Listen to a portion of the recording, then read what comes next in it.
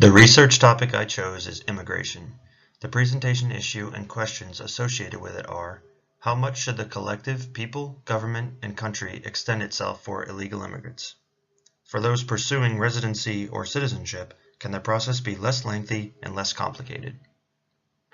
As an ever so growing crisis, I think it's important that we all ask ourselves if the government should extend itself more or retract itself in aiding illegal immigrants.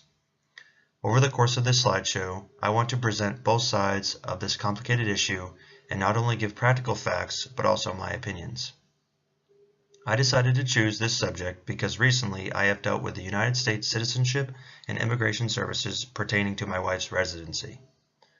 Although she is not illegal, the process for acquiring her residency and citizenship has been an uphill and costly battle.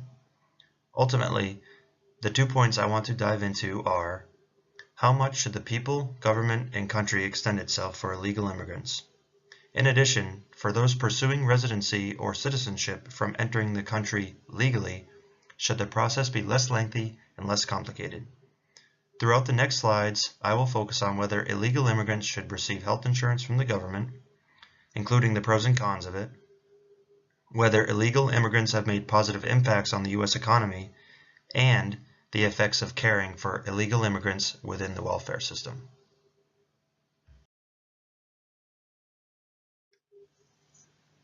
Should the government offer health insurance to illegal immigrants? This is an interesting battle between what we should do and what we ought to do. Morality tells us that we should help someone in need and offer services. Is that the correct thing to do? As a result, healthcare expenditures for the average immigrant are 55% lower than for the native-born American citizen with similar characteristics. Basically, what this statistic is referring to is that American-born citizens tend to accrue more health expenses overall. The question still remains, are we obligated to aid immigrants with healthcare? According to an article written by James R. Edwards, Jr., he tends to think differently and opposes healthcare options for illegal immigrants.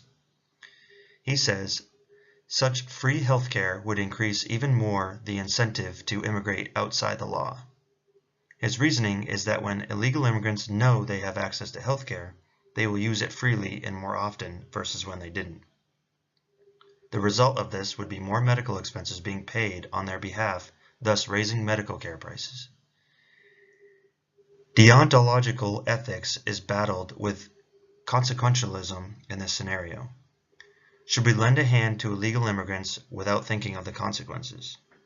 To me, it's absolutely crucial to look at the consequences of offering healthcare to immigrants.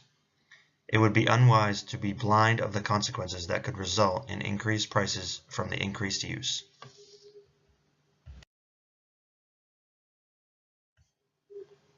Whether or not illegal immigrants have made a positive impact on the U.S. economy is an interesting topic. From my experience, Americans can have a reputation of being picky in the jobs they are willing to perform. It is almost as if they don't want to feel degraded by doing such jobs. The work ethic of illegal immigrants, at least in my opinion, exceeds that of many American citizens.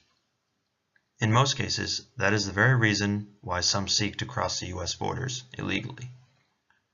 Research by UCLA professor Raul Hinojosa Ojeda shows that legalizing our nation's undocumented immigrant population and reforming our legal immigration system would add a cumulative $1.5 trillion to U.S. GDP over a decade.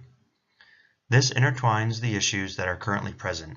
Is the process to legalize immigrants too lengthy, and can we speed it up in order to aid the illegal immigrants to make the United States their home of record? Between 2000 and 2007, for example, it accounted for more than a sixth of the increase in our total civilian labor force. Alan Greenspan is referring to whether or not the undocumented immigrants have made substantial contributions to our economy. As far as the ethics behind this, some say that discrimination is being displayed because we are denying these immigrants a chance to better themselves and our economy. It is all in perspective due to our country's strong beliefs about allowing immigrants to create a new life in the U.S. despite them entering unlawfully. According to Michael Pelsrow, he opposes the idea that illegal immigration helps the economy. Increasing numbers of illegal aliens drive down wages and make working in the fields or packing plants less attractive to American workers. Just as I mentioned before, the illegal immigrants are more willing to take the jobs that Americans feel underpaid doing.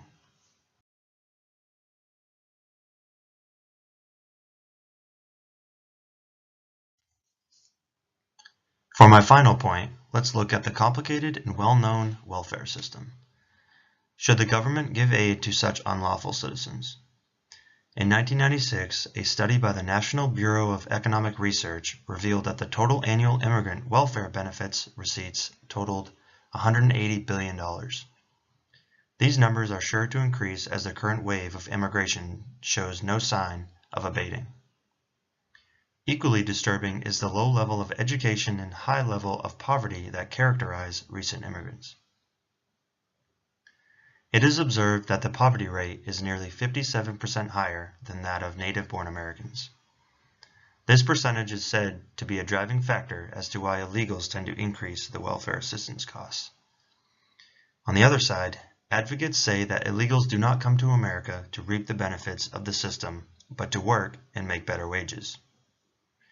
We found that immigrants use 39% fewer welfare and entitlement benefits per person than native-born Americans.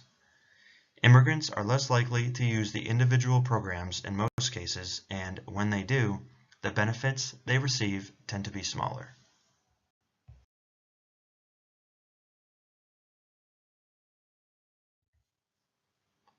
After dealing with the immigration system more recently, I think I have adopted a slight bias. There is way too much red tape involved, and the lengthy process is ridiculous. Building expensive walls around the country, cutting legal immigration, or putting more faith in government technology to stop illegal immigration are fool's errands. I think Alex Nowrasteh hits the nail right on the head. If Congress would approach this through a consequentialist lens, they would see the billions of dollars we are spending and essentially wasting, in my opinion. The consequences of this approach are hindering us in effectively creating a vetting process. To answer the question of whether the government should aid illegal immigrants is a tough one, but I will break it down in a simple manner of how I think. If the illegal immigrant is a convicted criminal, then they should not receive any sort of benefit. If the unlawful immigrant has not been convicted of a crime inside the U.S. and has shown that their intent is for a more favorable life, I think morally we should do what we can to help them become legal residents. Some may argue that we don't help our citizens enough and reach out to assist the illegals before our own. It's frustrating to see us trying to help our own citizens, but in reality they won't even help themselves to prosper in our economy.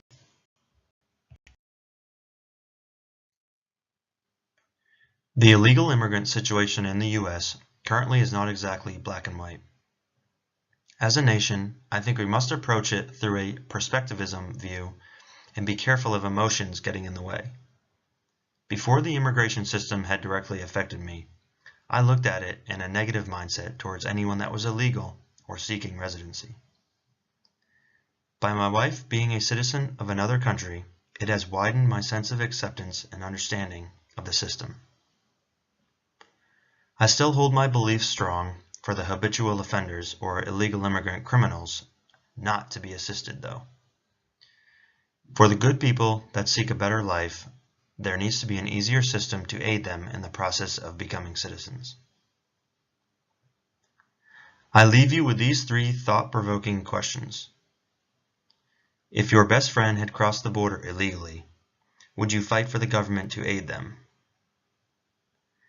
Should the process of becoming a legal resident be less lengthy and less complicated? And lastly, do you think illegal immigrants are a burden or an asset to our economy? Thank you.